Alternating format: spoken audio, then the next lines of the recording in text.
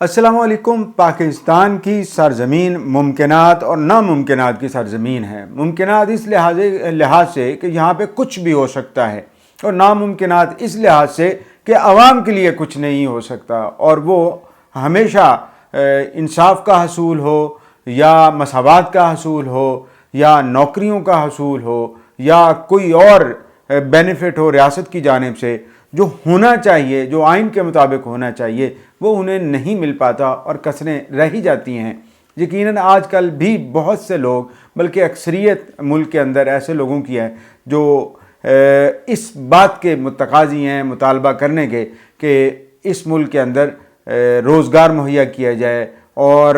لوگوں کو مہنگائی کے اس افریت سے نجات دلائی جائے، لیکن یہ نہیں ہو پا رہا، اس لیے اس کو ناممکنات کہہ سکتے ہیں۔ ممکنات اس لیے کہ یہاں چلتی حکومت پتہ چلتا ہے کہ وہ بالکل خراب ہو چکی ہے، اور دوسرے دن وہ پتہ چلتا ہے کہ وہ ختم بھی ہو چکی ہے، اور پھر یہ ہے کہ بعض دفعہ یہ بھی ہوتا ہے کہ حکومت چل ہی نہیں رہی ہوتی، اور پھر دعوے کیے جاتے ہیں کہ ہم تو دودھ کی نہریں بہا رہے ہیں، شاہد ہی شاہد ہے اس ملک کے اندر، اور ہر چیز، اور اتنی خوشحالی ہے کہ اتنا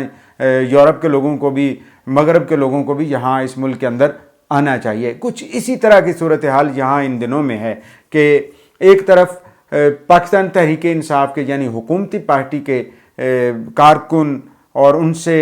وفاداری رکھنے والے، ان سے محبت کرنے والے یہ کہتے ہیں کہ بہت اچھا ہو رہا ہے، حالات بالکل مناسب ہیں، لیکن دوسری طرف بہت سارے ایسے لوگ ہیں جو نیوٹرل بھی ہیں اور یہ کہنے پر مجبور ہیں کہ یہ حکومت کچھ بھی نہیں کر رہی، حتیٰ کہ روزگار ہی چلے گئے لوگوں کے، ہزاروں لاکھوں لوگ بے روزگار گھروں میں بیٹھ گئے، اور پھر اب جو پولیٹیکل انسرٹینٹی اس وقت پریویل کر رہی ہے، اس کو دیکھتے ہوئے تو یہ بالکل کہا جا سکتا ہے کہ یہ ممکنات کا ملک ہے۔ ابھی کل ہی کی بات ہے کہ الیکشن کمیشن، جس کے اوپر پی ٹی آئی کو پورا اعتماد تھا، اور پی ٹی آئی اس بات پہ پوری طرح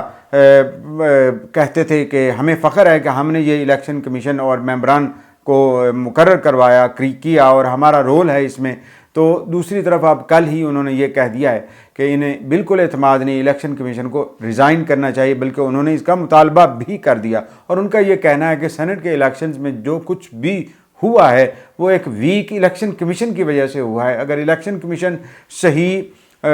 ویجیلنٹ ہوتا تو اس طرح کی جو ہارس ٹریڈنگ ہوتی رہی ہے، جس کو مبینہ طور پر ہارس ٹریڈنگ کہا جا رہا ہے، وہ نہ ہوتی، اور اس طرح کا ووٹ نہ بکتے، نہ ڈر دھونس دھاندلی ہوتا، اس طرح کی باتیں جو کہہ رہے ہیں۔ ابھی یہ وہ زبان ہے جو چند دن پہلے پی ٹی آئی کے مخالفین یعنی پی ڈی ایم کے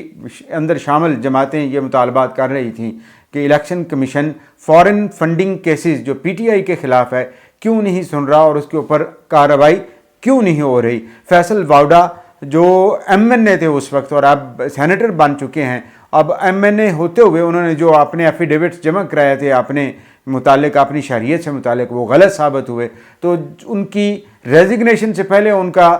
ڈسکوالیفیکیشن ہونا چاہیے تھا تاکہ وہ سینٹ کے ممبرشپ کے لیے کنٹیسٹ ہی نہ کر پاتے۔ اس طرح قاسم سوری کا کیس جس میں وہ ڈسکوالیفائی کر دیے گئے، لیکن اسٹے آرڈر پر وہ چل رہے ہیں اور ایک گزشتہ